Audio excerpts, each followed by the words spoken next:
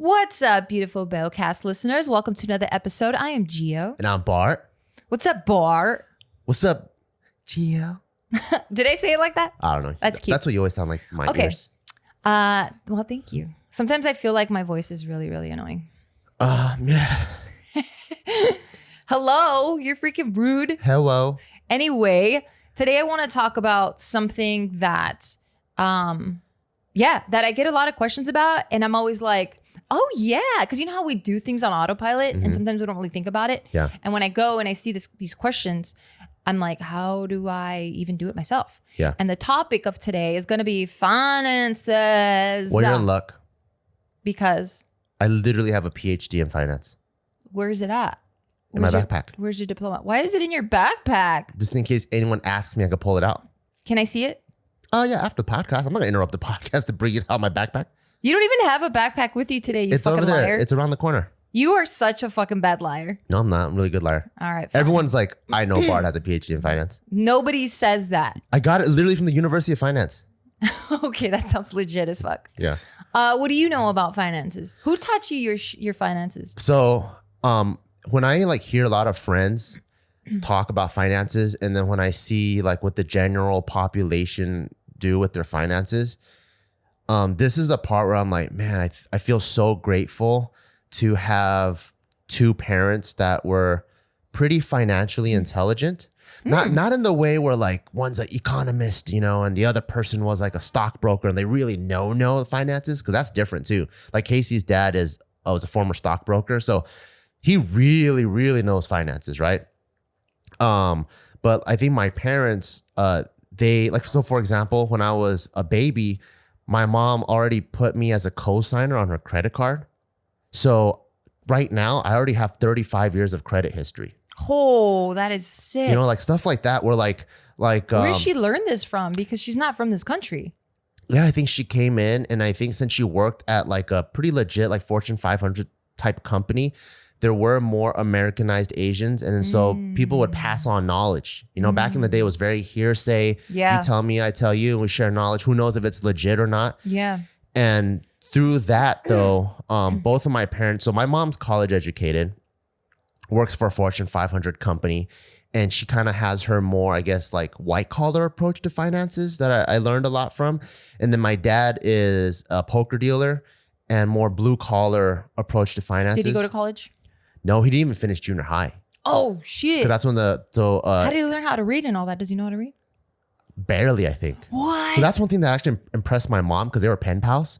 So my dad, he grew up in communist China, and that was in the heat of it, where Chairman Mao came and shut down all schools and burned all the books and like was killing all the teachers. Holy shit! Because intelligent population is hard to control. I see. And so for the communist system to work, you want everyone to pretty much be a factory, like dumb and be factory, like worker ants. And in that way, we can all be equal or whatever, right? Wow. So that's why my dad fled the country. But so my dad only has like a what is it called? Junior high like reading level. So he has like that more blue collar from the streets type of finances. So my mom, I got my 35 years of credit history from her, which I'm super grateful and thankful for because anytime you were about to tell me what impressed your mom about your dad. Oh, so because they were pen you were pals. giving me the fucking cheese, man. I was sorry. like getting into it, and then you switched that on me. So when they were pen pals, my mom couldn't tell that she was talking to a guy that only graduated junior high. What? Yeah, like How did that happen? I don't know. I think my dad was just very well read on his own. And my mom said he's always been a very good writer. So like when he writes things down. So then he must be a good reader. Yeah. Because how do you not read but come write? Yeah, but not in the formal sense. Oh, I see. Like he can't be like, I'm from Cambridge. Got it. You know, it's like, I'm a junior high graduate. Okay. Like he's like that, you know? So even though he had that type of education, he was really, really good with his finances from a blue collar approach, whatever that means. From a self-figuring out approach. It's like more street smarty. You know, like my dad was one of the first people to tell me like, don't buy anything until you have enough money to buy two. That's when you can afford I thought you it. learned that from a meme. No, that meme confirmed it. Oh, okay. Yeah. So like my dad would always You're tell always me that. like, you're full of shit. Yeah, Pops. my dad. And then the meme came up and you're like, oh. Yeah, because I thought it was one of those Asian punishment things. You know, like I'm like, hey dad, I could finally buy like the self-sacrificing. the Legos thing. And he goes, do you have enough money to buy two? You know, Asians always have to make the same shit twice as hard. Like when you're learning piano, like in America, you just learn how to play. But like if you, Mary had a little lamb. yeah, but if you learn how to play from an Asian teacher, for some reason you're balancing quarters on your palms and you have to hold like eggs on the inside. And if you drop the egg, you get punched in the face. Punched in the fucking face? Yeah, my piano teacher used to hit me. God damn. So it's like the Asian style of things, it's like, it's different, you know? It's like, get really good at this art shit, but not so good where you can make a career out of it because I want you to Get be really good at doing the art, but the art doesn't even have to be that good. Like I've been to so many recitals where my mom's like, look at the way that he plays. I'm like, but the song sucks. Oh, I see. It's like that, you know? Okay. It's like, look at the way he's doing it. Look at how straight his back is. Yeah. That's wild. I'm Okay. like, that piano player is a gentleman. And I'm like, how do you know his character's not being tested right now? Yeah. But anyways, yeah. So That's funny. my dad would always tell me to save double. And I always thought, man, is this some Asian shit where like you're trying to hurt yourself some more? Yeah. And It's like you're not worthy enough yet. Keep punishing yourself. yeah. But what is it called? The concept behind that is that way if you buy something, you don't smash your savings down to zero. You still always have savings. And also if you ever lose something, get something stolen, or if it breaks, it doesn't crush you that hard because you're not putting all your eggs in that one basket. Yeah. And so that's one thing that I learned from way back then that got reconfirmed when memes were coming around. Yeah. And I would always buy shoes like that. So like if I wanted like some $60, Like your whole life or after the meme? pretty much my whole life, I would I see. ballpark it. Like I didn't stick to it exactly, but sometimes I would have maybe not 2 times it, but it'd be like 1.5 times it. But I've always never cleared out my savings because of what my dad taught me in that regard. And then the savings is always separate from your checking. Yeah. So I think from a young age, I understood you don't plan what you want to do from the same pile. Yeah. You got to have multiple piles. And I think that was like already my dad's super grassroots way of like diversifying, you know? It's cool. Yeah. That's really cool. I don't think. How about you? I think the only thing my parents taught me, because I mean, there was 4 of us and they were just really busy. The only thing that they ever taught me was don't put anything on credit. Sorry. Don't put anything on credit because you never want to buy something you can't afford with cash. That was one of them. And then another one was, don't put anything on credit. And then, always have cash on yours. Like always have cash just in case. But we got to remember, these people were born in like the 50s. So then they immigrated here when they were teens. So I think credit was kind of something new for them. The credit system, yeah. Yeah, and they just saw it as like, wait, why do you need to put something that's borrowed that they're going to charge you interest on? Because they just saw it as, so you can't afford it? That's why you're putting it on a card? I get that concept. It's like, why are you buying things you can't afford? Yeah. And then now there's a percentage that's put on it. So because you can't control your impulses, you're not even paying for that. By the time you're done paying it back, like if it's a $12 item, now you're going to be paying $18 because you can't control your impulses and save and have these traditional values where I work hard and once I have it, then I buy it.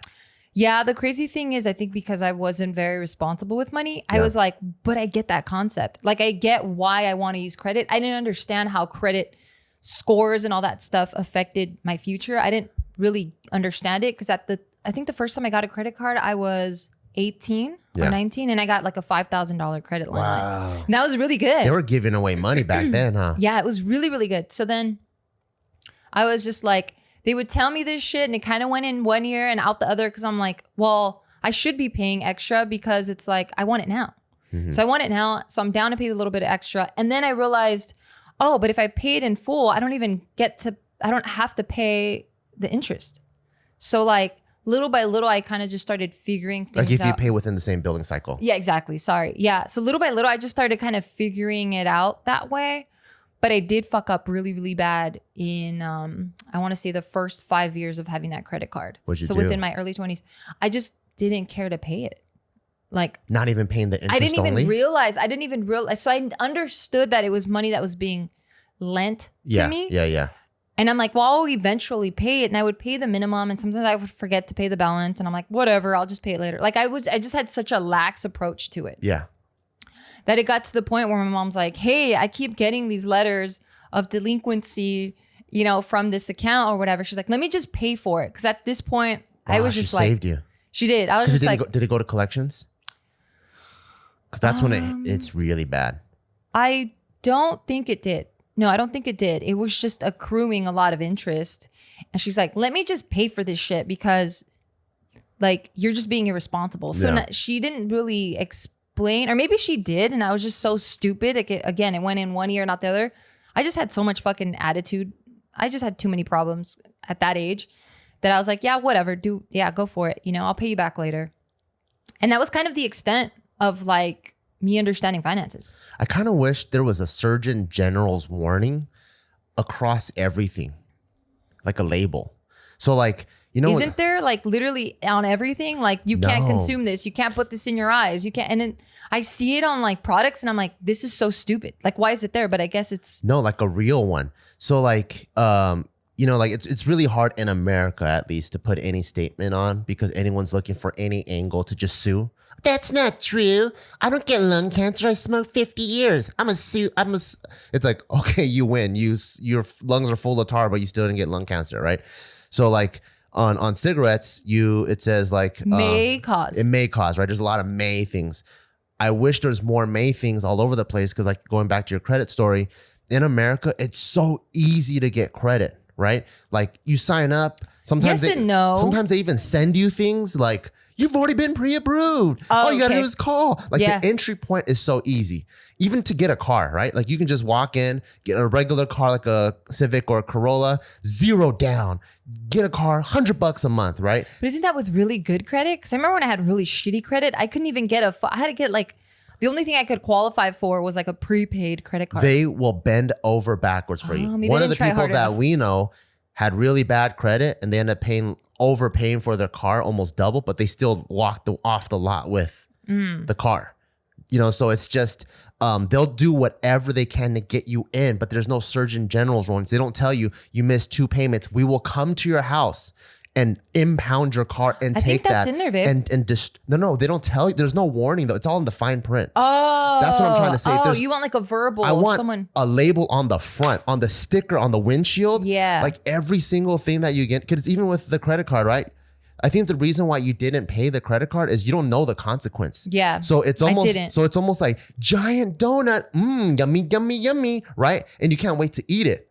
But if the donut, the small little print saying this may cause high cholesterol. Yeah, but if the donut on the packaging says diabetes, might cause whatever, you know, then you don't get hit with the temptation. I think that's what my gripe is. I see. Like a lot of the things that we get lured into, there's huge temptation and not enough. This is what the real consequence can be. I'm still for freedom of choice, right? Yeah. I'm all about.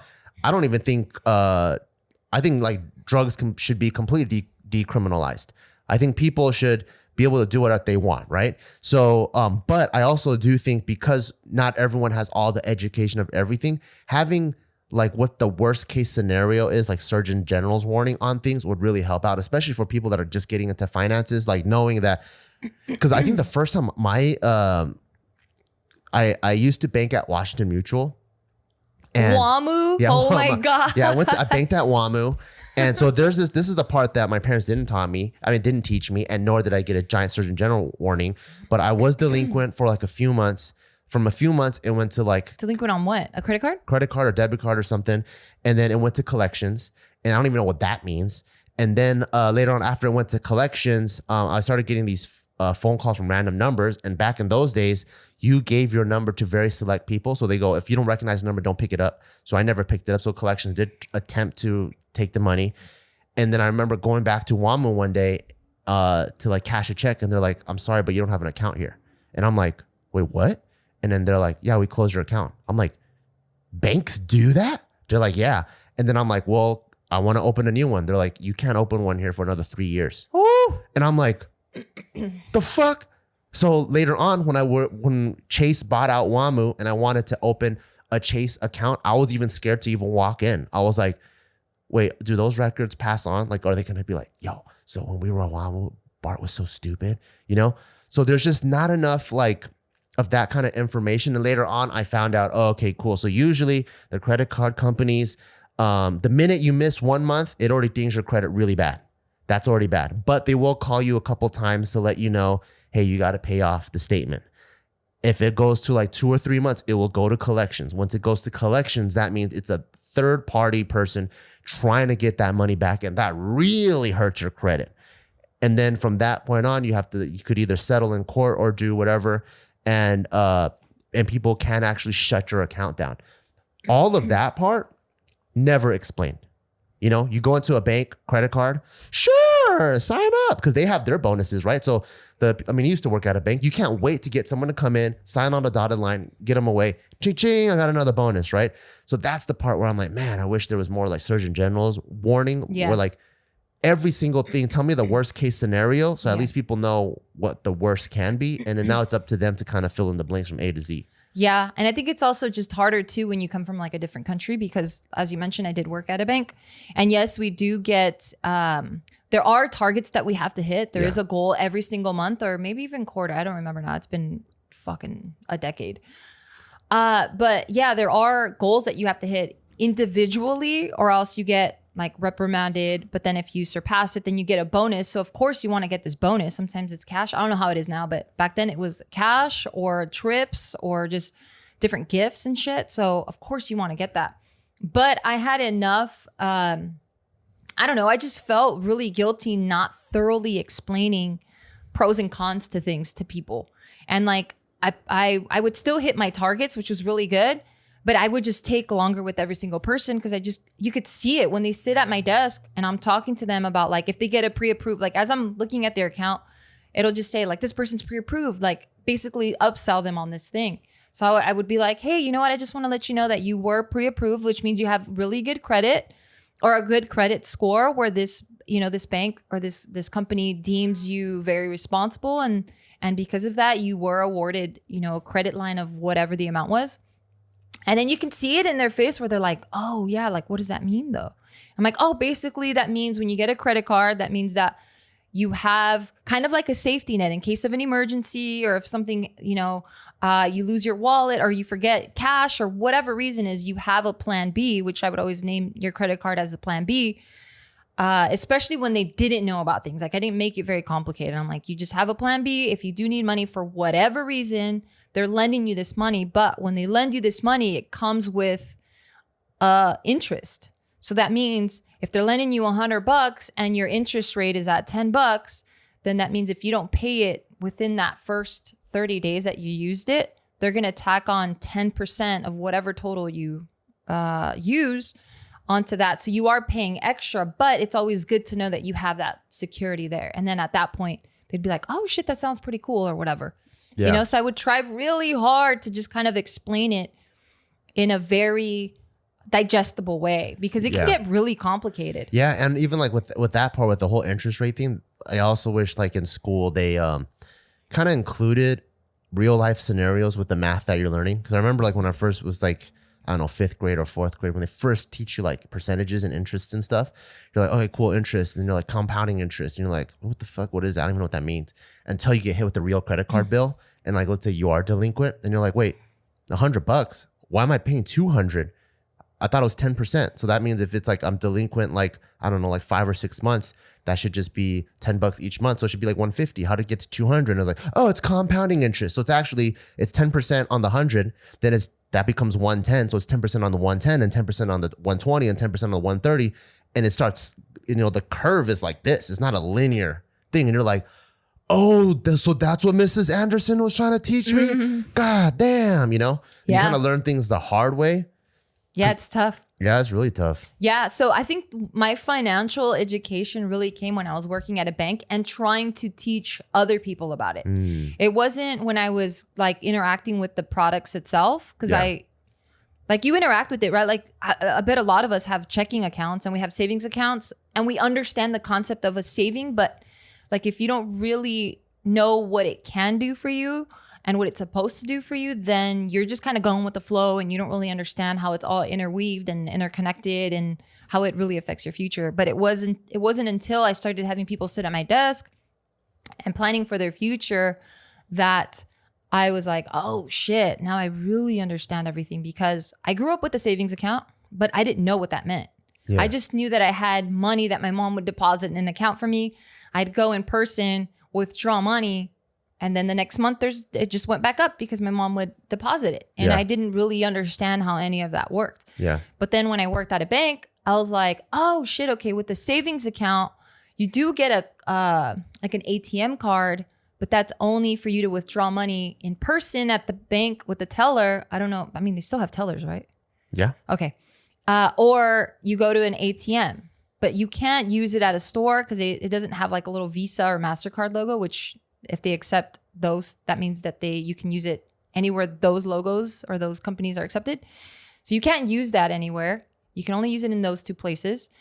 But then if you have a checking account, then now you get what's called a debit card. And now it kind of works like a credit card where you can use it anywhere they accept Visa or MasterCard, but it's your own money. It's not lent money. You don't pay any interest on it. And then when I would explain again to the customers sitting at my desk why it was an advantage to have a savings, it was like, okay, the savings is obviously for you to save. It's just rainy day money or vacation money. You can label it however you want to. But the purpose of a savings is to have your money sit there. And this is very basic, by the way, because we can get super complicated and people might be like, but wait, like you don't want the money to sit there. You want it to work for you or whatever. But very basically, you have your money sitting in a savings for rainy day or vacation fund, whatever. And then you want a checking account because that's your go-to money. That's if you have to, like, especially right now, no one's taking cash. Yeah, that's like your digital wallet. Exactly. It's your digital wallet. And it's really good to not carry so much money on that. Because I would see people come in and they would have like thousands and thousands and thousands of dollars in just a checking. And I'm like, sir, ma'am, like you might want to be careful and you might want to consider opening up a savings, because let's say worst case scenario, your wallet gets stolen or you lose this debit card. Whoever finds it, that might be a bad person. Now you're in danger of them. They just could start swiping and now they empty out your account and you can't really do much about it. It's also relative too, because I have thousands and thousands and thousands and thousands in my debit card. That's scary. I wouldn't do that. What would you do? Have another savings? Yeah. Like you would move it over. Yeah. And then, I mean, and it is tedious, right? Because it just depends on what type of personality you have. If you're a forgetful person, you might want to, kind of cover all your bases and what only if you want to be like one of those guys that I just want to be able to go into a Rolex store and just go, bam. You versus, can. Oh, hold on a second. Let me transfer some savings into my checking. Of course. Yeah. I mean, you can do that. So I always want to floss and ball out like that. You could totally do that, but you also run the risk if you lose your wallet that someone might just go fuck it. They might go to the Rolex store on your behalf and take the Rolex that you wanted. Do they get to ball out and floss too? They would. Oh, then perfectly fine. Oh, okay. But that's how I would pitch it at least. I'm like, your savings is obviously to save, but it also serves as a safety net so that you're not carrying so much cash on that digital wallet. Yeah. And that's a very basic. Another thing that I learned on my own was having that savings, but then opening up an additional one for... 2 savings? Yeah. I would have 2 savings. I opened up an additional one for my vacation fund. Because I'm like, this is my rainy day fund, but this is also my fun fund. Yeah. And that's how I was able to travel to Paris with you the first time I ever got to travel anywhere. And that was in my early 20s? Yeah. Yeah. And that was fucking cool. And it kind of became like a fun little game for me. Like every month I would put away like $100 or $50. I forgot what it was.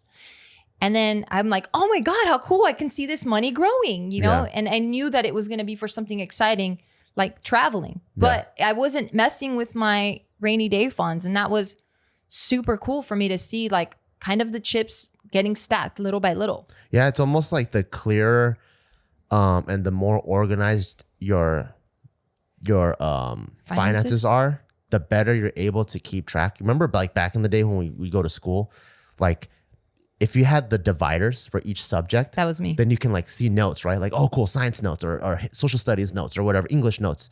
But if you just have one notebook that all your notes go in. You're You like, knew people like that? yeah, I knew people like that. And then you're just like, oh, I don't know where it is. But people's finances are like that, right? So when you go, what about your kid's college fund? Oh, it's in here. Oh, what about the new car that you need? Oh, it's in here. What about that, like a kitchen sink you need to repair? Oh, that's in there. So it's all like mushed together. And then when you really start separating it, you're like, oh, wait, I don't have enough money because what I thought I had a picture of is inaccurate. Right. So I think like for us, because we've had all like the privilege of having like this financial education throughout the years, like Taika's college fund is one thing, you know, our estate planning, that's another thing. Like everything has its own like almost divider, you know, and then we have like 10, 12, 15 dividers of every single, like this is our stocks, this is whatever. So if one thing crashes, we have so many other things to rely on. Yeah. And it's not all in one big ass thing where it's like, yeah, it's all taken care of, but you don't really have the clear optics on it. So excited to be working with our next sponsor, Movement Watches. You guys, I actually heard about this company years back, and they were such a small company. So I'm so proud to be working with them and having them sponsor our podcast, because they have like become my favorite underdog story, y'all. Like they were founded on the belief that style shouldn't break the bank, which I highly agree. And since then, they stuck to it. They pushed hard. I remember seeing them start popping up everywhere. And now today they've sold almost 2 million watches worldwide to bring quality design at a fair price. And with the holidays right around the corner, who doesn't need a watch? And when I tell you that these watches are cute and they're super stylish and they're super trendy, they don't look like your stereotypical old, clunky, big, weird looking watches. Like these are high quality, very stylish watches. And with the holidays right around the corner, like I mentioned, who doesn't need to know what time it is? Like everyone needs to know. Or if you're going out and you want to look, you know, you want to put the whole outfit together, you want to look fly, like, yes, you need the dope shoes, but what really ties it all together? The dope watch. So if there are people on your shopping list that you're like, I don't know what to get them, this person has everything, look into Movement Watches. You can never have too many watches. And again, I can't stress this enough. They are so cute. So if you have someone that's on your list, or just, you know, someone that you need to gift something to, they just came out with their first ever automatic watch. It's called the Arc Automatic. Check that out. Or if you have someone that you want to gift that's totally into cars, check out their Blacktop collection. It's a 1960s American muscle car inspired collection. So check that out. And guys, we're going to hook you up with 15% off today with free shipping and free returns. All you have to do is go to movement.com/bear. That's MVMT.com/bear. Again, mvmt.com/bear. So Movement launching new styles on their sites all the time. So check out their latest at movement.com. So again, that's go to mvmt.com/bear, BEAW. Yeah, I 100% agree with that because of the optics, and you want to see things at a glance. Cause like for me, I hate thinking, if you can't tell. And when I can have things in their own little cubbies or dividers or accounts, then I'm like, cool, it's thoughtless. I just stare and I'm like, nice. Yeah. And I can get out. But if it's not, then I'm like, oh, this, and I got to bring out my calculator and then start doing some calculations. And then a month later, I'm going to forget it again, and I'm going to have to go back in there. And I'm like, what the fuck? I hate working. You know, one thing I really appreciate that my mom did was, you know, like in the Chinese culture, you always get like those red envelopes. Uh-huh. So in the beginning, I thought you were going to say she gave you an abacus or something. No. So I did actually have abacus. Oh my, you know how to use it? So I actually took abacus specific classes before, and I got pretty quick at them. You can use. I don't even think I've ever played with one in person. You can go almost, once you learn how to do it, you can do math like a faster calculator. Than a calculator? Yeah, pretty much. Shit. So it's like, I think it's like, is it 5? How do you do percentages then? There's ways to do it. Oh, it's insane. Shit. Yeah. Okay. It's you see how far the Chinese empire expanded when you look at these ancient tools, that you're like, oh wait, they invented this a few thousand years ago, and it took like 2,000 years for things to catch up. It's pretty nuts. But anyway, something that my mom did that was really grateful for was all my red envelopes that I would get like New Year's or Christmas or birthdays. My mom would take me to the bank, and she set up my little like college fund, and it was so cute. So do you remember when bank statements used to be like a pamphlet? before they would send them as letters. Oh, when they would handwrite it in there.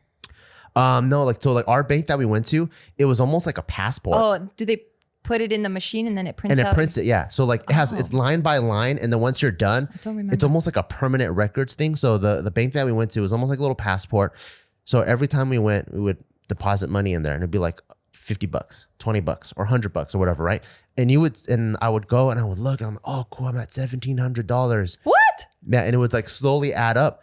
And my mom would always take me to the bank and show me how much money we put in. And it went from $0 all the way up to, I think, like $8,000 or something like that. Whoa. And by the time I was 18, you know, and my mom like, this is for your college. And it was just, I think $8,000. That's so sad. It doesn't do shit for your college. I know, but at least like that, the foundation and the habit building of that really helped me out, because being able to already go through the motions of saving and seeing how little numbers add up to big numbers, even though that's a simple concept, that's something that a lot of people don't get. You know, like I see a lot of I didn't get that till my 20s, dude. Exactly. I see a lot of memes, because I follow a bunch of financial accounts too, and there'll be memes that are like, hey, if you just save $100 or $200 a month in 30 years, that is $1 million. You know, so in 30 years, if you do the math, like even if you're 18, 30 years, you're only 48. And imagine you have $1 million when you're 48. You know what I mean? But a lot of people, because they haven't gone through the habit, they go, 30 years? Fuck that. I'd rather use the $100 right now, take some bitches on a date. You know, I'd rather take bitches on a date every fucking month, because they haven't built that habit. So that was like one thing that I'm like, that's really, really cool. And I probably want to do that with Taika too. But what if the bitches are really hot? No one's worth $1 million. No one's worth $1 million? I'm sure I could have got you not to. Nah, deposit that $100. I'd rather get creative, deposit the $100. I'm like, hey, you want to go pluck grass with me at the field? Hell no, that sounds boring as fuck. I don't want to do chores. You already love me. You would have done everything I told you to do. All right, fine. That's so true. Yeah, I didn't get that. I didn't see it. My mom did have it for me, but I never Did they explain anything, or just stuff moved around? What do you mean? So like so we grew up in one house in Cerritos, right? And my mom, and obviously I saw how poor we were, because we had 4 rooms. Me and my mom lived in the same room. We had 3 roommates to help pay for the mortgage. So I already understood that concept. Like my mom would be like, so the mortgage is like $1,000. Nope, didn't know that. And then so she'll be like, so that's why we have to rent each room for like $300. So that way it adds up to $1,000, and it covers the mortgage. So we technically live, because I'd always complain, you know, I'm like, why the fuck are all these fucking strangers in here? None of my friends live with strangers, you know? And then she'd be like, well, because this is how we get to live for free, and we get to do this and do that. Oh, she covered enough to where she didn't pay anything out of pocket? Probably a little bit out, maybe property taxes or whatever. Wow, so she had to, that's awesome. We still had to cover a little bit out of pocket, but like the movement of money was always in my brain. You know, like I always understood, okay, so that's why we rented. That covers the mortgage. But I still understood that we were poor, even though it would cover the mortgage. And then like my mom's like, oh, we're going to get a new house. And I'm like, what the fuck? I thought you said we're poor. How the fuck we can buy another house? And she goes, well, there's this thing called equity. I'm like, what's that? And well, equity is when your house goes up in value. Now, you actually, the house is worth more than the loan that you borrowed. So now you can use that money as like your own and borrow it to yourself to do other things. And so we bought the other house, remodeled it, and then sold the current house. And so just like seeing these things happen at like 12, 13, you know, just having all those little things, it added to my understanding of like credit history, being on a credit card with my mom, depositing like little $20 bills, $50 bills here and there, and then seeing my mom use equity to buy another house. Like all of those things really, really helped me understand like the financial situation. And like, so by the time I was 18, like when I felt like I was pretty financially intelligent, probably not as smart as these freaking gurus now, but when I had the same conversations with my friends, I could totally tell I was like in a different league.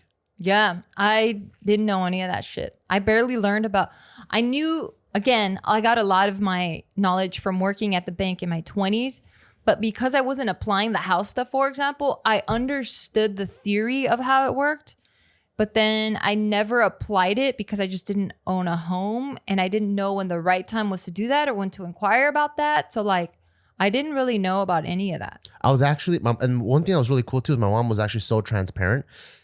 So I remember the older I got, the more I demanded answers. So I forgot what I wanted, but it probably cost in the thousands of dollars in early high school. And my mom's like, I just don't have that money for it. And I'm like, what about that whole fucking equity shit, homie? Like we did that thing with that, right? Like you got equity in that fucking house, and then we bought this house, and fucking this house probably got equity too. Why are you talking to her like she owed you money for like drugs she was supposed to slang for you? I'm just going back to my 14, 15-year-old self. How annoying. So I was like, yo, what isn't there some fucking equity in this shit? That's how you used to talk? Probably, I don't know. Yeah, I don't remember. Me too, probably. But I'm like, yeah, like what's some of that equity shit? Whoa. Yeah, and then I'm like, and then she goes, no, well, I have a mortgage, you know, and then so I owe this much, so that's what I have to continue paying. I'm like, bullshit, you've been paying this shit for fucking like 10 years already. And then she'll be like, no, it doesn't work like that. I'm like, what do you mean it don't work like that? I just did math right now. Fucking like $1,000 times 12 months, that's 12 G's times 10, that's 120, that's fucking 120 G's. I'm like, what the fuck? Did you pay that shit down? And then my mom would actually go, no, that's not how a mortgage works. Like there's this thing called amortization where you pay most of the interest in the beginning and it slowly goes down. I'm like, the fuck? What's this fucking amortization shit? This fucking oh my bullshit. God, you're so annoying. And then she would actually like get on the bank and call and like, here, talk to this person. And I'm like, what? I'm like, yo, my mom's saying that fucking equity shit don't apply because we actually haven't paid shit down on the fucking principal yet. And then they're like, your mom's actually telling the truth in amortization, like the first couple I like of years. how you didn't trust her. And I'm like, damn, dog. We cool then. I'm like, so you telling me I can't put rims on my Civic? All right. You know, but it was cool that my mom even entertained me. Yeah. Instead of going, shut up, you dummy, you know? And I was like able to already start to understand. So that's how mortgages work. Wow. And I'm like, oh, that's actually really smart because if you're a bank and you are loaning out hundreds of G's, what's more important is you getting the interest that you're supposed to, your profit back first before you even get the principal. Because that way, if people default or they bounce on you, at least you got your money back. You at least got the money that you're supposed to make back, you know? Yeah. And I'm like, whoa. Yeah, but just like going through all those motions. That's so dope. I didn't know any of that shit. All I knew was don't put anything on credit. That's all I knew. Don't put anything on credit. Don't put it on carrots. Yeah, don't put it on credit and just carry cash. That's all I knew. I didn't understand that, you know, I didn't know of any financial struggles that they had. I didn't know if we ever missed rent. I didn't know about anything. I really didn't know about anything. Did you ever ask any questions about those things? I didn't have a reason to. I had a roof over my head. And also my friends, damn. I think for you understood that you were poor because you had a direct comparison with your neighbors because you grew up in an upper middle class city, right? Or middle class? Yeah, I would say middle class. Okay. Like a strong middle class city, like the kind that you see in like the 90s suburb. Like Yeah, so you can directly see it in front of your face. Whereas me, I grew up in the hood, so we're all poor. And I was... So you never wanted anything more? Not that I didn't want anything more, but I just saw myself and then my neighbors or my peers or my friends or whatever, and they weren't as well off as we were. And we weren't well off. Yeah, we were just... I just thought we were middle class too because I was just different from everyone I knew. Yeah. So for me, there was no reason to ask these questions. Yeah. My mom would show me her checkbook all the time. Like I'll be like, yo, I'm 15. I think it's time for you to buy a car. And then she'll be like, no, we can't afford it. I'm like, the fuck? All the homies got integrities and shit. How come I ain't got no car? No, you don't talk like that. Did you really? I don't know how I talk. Oh, I'm like, God damn, you rude. It's probably like, Mama, what y'all got to? You know what I'm saying? It's probably like that. Okay, cool. Because she doesn't speak English. What did you say? But that was at least my attitude. And then she'll be like, we can't afford it. I'm like, what do you mean you can't afford it? And then we should break down the math. Like it's actually this much a month. And look at my checkbook. And you know, this is back before you had like those digital statements and she's doing it. And then I'm like, oh shit. I think I got like a small stint of using a checkbook. I used to love having to write down like my balances and stuff after whatever I just paid for, like the debits. That's actually good because you are keeping track of things. Yeah. And it really holds you accountable. Because once people start taking that over, like imagine how many people that can't spell now because there's spell check. Yeah, or writing a check. There's a lot of people that don't know how to write a check. Wow. And it's super archaic. I don't even know why. Like we have to pay our water, like our home. We have to pay the city with a check. And I'm like, why? Why just not get with the time? So I get why they don't know how to use a check, but I'm just like, you should know how to write a check. Yeah. If you're receiving them, I mean, at least know how it works. But I didn't know any of this shit. I was not prepared for anything at all. I had no idea. And a lot of this shit I just figured out on my own. That's amazing. Yeah, like the credit shit too. Like I didn't really understand, because I mean, when you're in your 20s, you're not really or early 20s, you're not really thinking about buying a house. Like at least for me, I was nowhere near having enough saved to, especially in LA. Like you need to have like a minimum, I don't know, 80K now to buy something. I always knew I was going to have a house. Well, I knew I was going to have a house, but in my 20s, I wasn't thinking about that just yet. I'm still having fun. I just want to graduate. Like I don't have my career set, because I knew once I get my career, that's when the big bucks come in. I see. That's what I was thinking at least. Yeah, you're just focusing on one thing at a time. Yeah, big bucks come in. Once I get to that phase, now I'm an adult, you know? So my life goal, or my life plan, I should say, not goal, but my life plan was finish high school, go to college, from college, get my degree. With my degree, I find a really good paying job. With that good paying job, now I'm making more money. I put more shit in my savings. I knew I wanted a house, maybe get married, and then kind of like following that timeline. So for me, there was no point in getting everything ready in my early 20s, because I barely knew how to wipe my own ass at that point. You know what I mean? Yeah. So like, I didn't care about my credit score. I didn't even know how that played into anything. I always knew that credit score was important, because I remember my mom would go to buy cars and stuff. And then this was the most bossest I've ever seen my mom, because they're always Your mom's pretty fucking boss. Yeah, because they're always like, because they also, what happened? Oh no, you went, so I made the same face you did. Oh, okay. So because they also, I feel your words sometimes. I see. So like, yeah, the dealer would be like, they're skeptical, right? Because when they come in, like if you're not pre-approved, they don't know who they're dealing with in terms of like a financial profile. So they're like, I don't know if you can afford this, or like, this. Why, they were just judging her on her clothes? They were just so like I don't know if you've been to car dealerships in the 90s.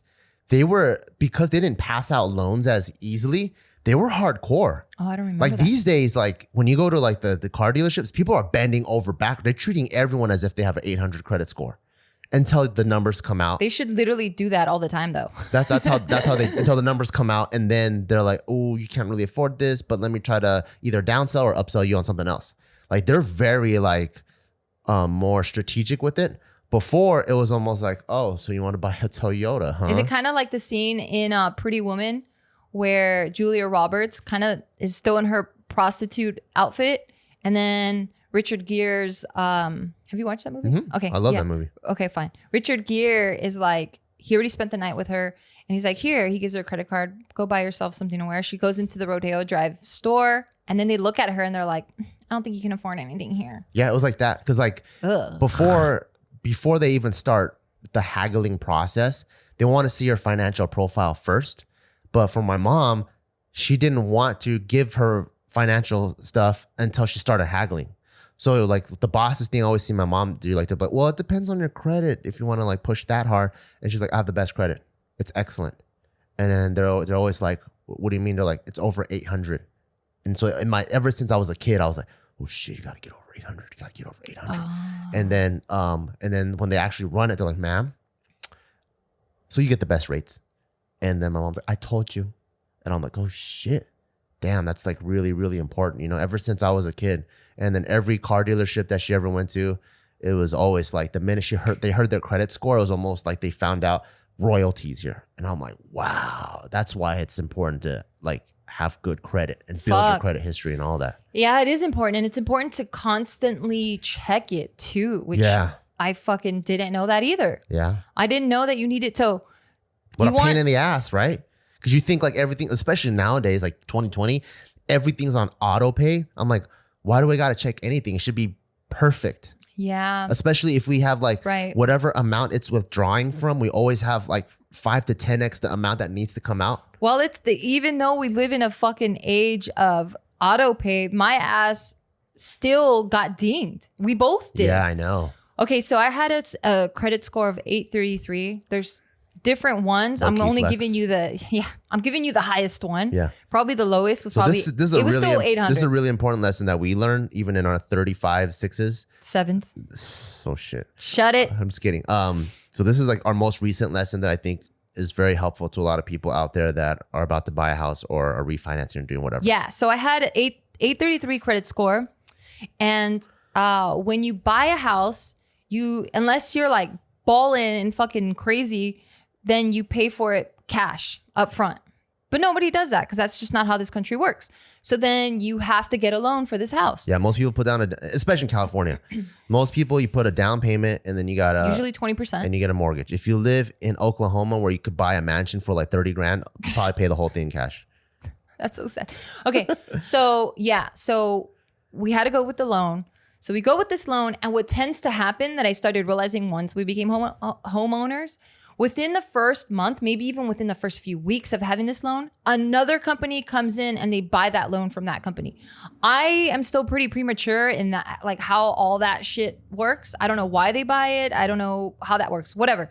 So they buy it, and then you get a letter, a fucking physical letter in the mailbox saying, hey, we're your new loan providers now, so start making payments here.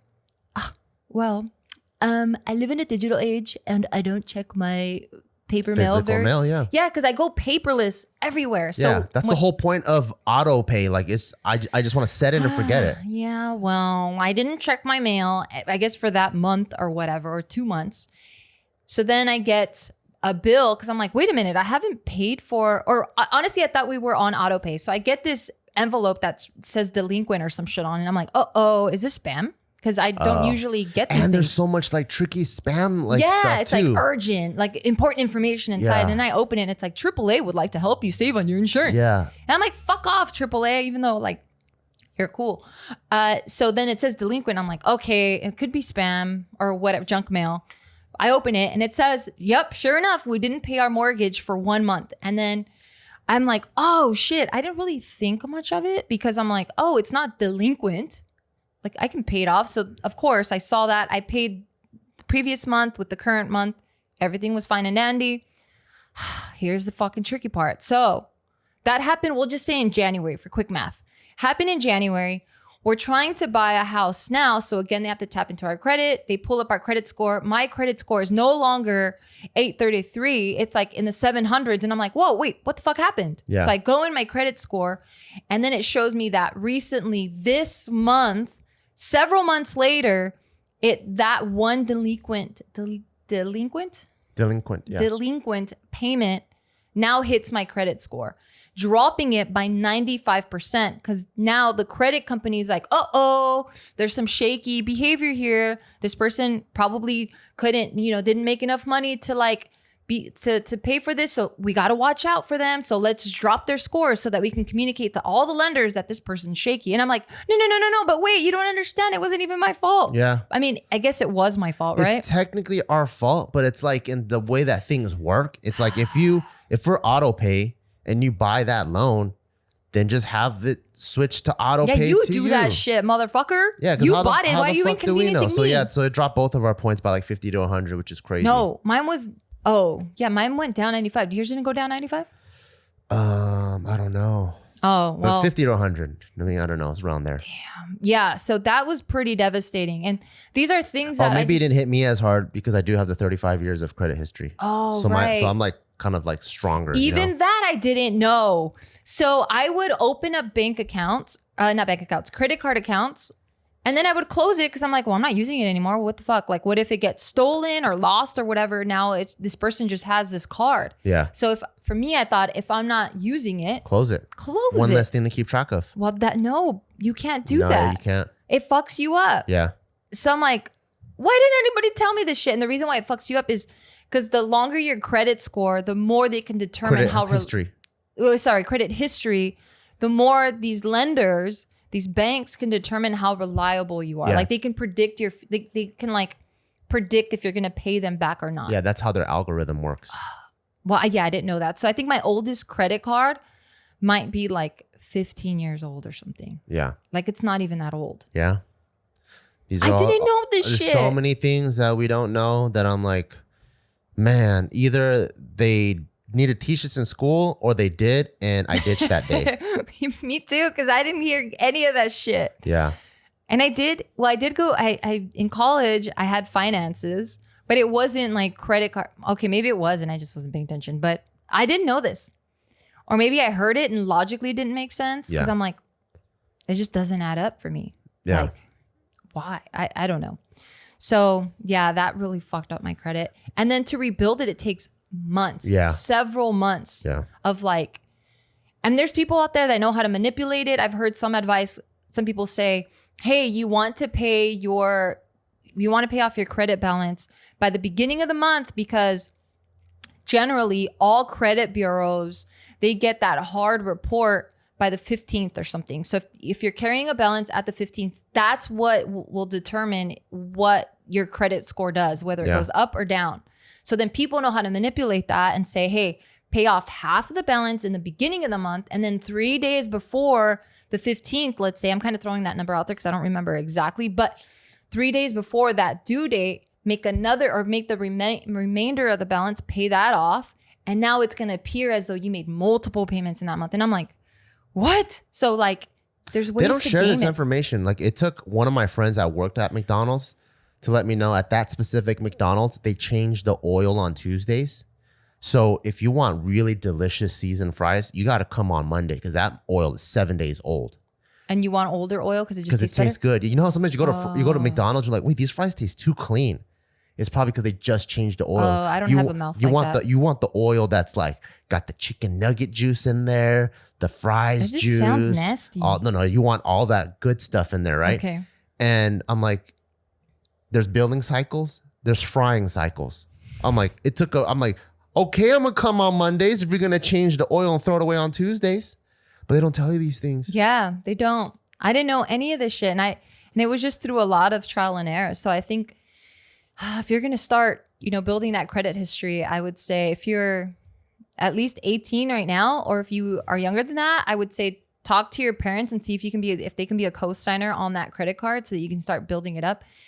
And you really want it. So you get a free credit report. You can download it once a year without it dinging your credit. Any other inquiry past that one time, it is going to ding your credit, and it does drop down the points. Yeah. So check it once a year, really, because I'm no longer at 800. I know. Fuck. And it sucks because I'm like, bro, can I just talk to someone and just show them like I got money in the bank? I'm fucking reliable. It was just this fucking miscommunication that happened here. Like I paid a significant amount the following month. I paid double. I'm just like, who do I talk to? Yeah. I guess one last piece of advice I would like to leave everyone with is nowadays, you can get a lot of information at your fingertips just from the internet, like especially YouTube. There's a bunch of like investor, finance, real estate people that make content. And one of the things that you hear in business all the time, which is it's not how much you make, it's how much you keep. Because, there's a way you can get around taxes, or there's a way you could play there's all these different financial games you can play. But that also applies to you as a person, regardless if you're a business owner. You should play a lot of games. No, you should understand the rules of the game so you could play it to the best of your ability. So I think like knowing that, oh, cool.